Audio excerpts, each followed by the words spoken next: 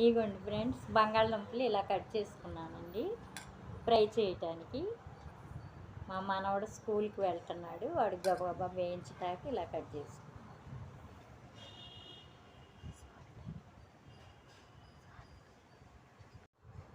ఇదిగోండి, కొంచెం సాల్ట్ వేసుకొని ఇట్లా కలుపుకోవాలి ఫ్రై చేయటానికి. ఆ మనవడ కోసం ఫ్రెంచ్ ఫ్రై లాగా ఈ బంగాళదుంపలు వేపుతున్నాను.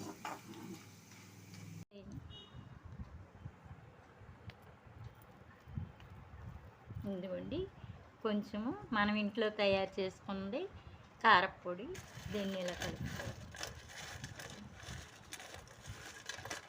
French fry ready.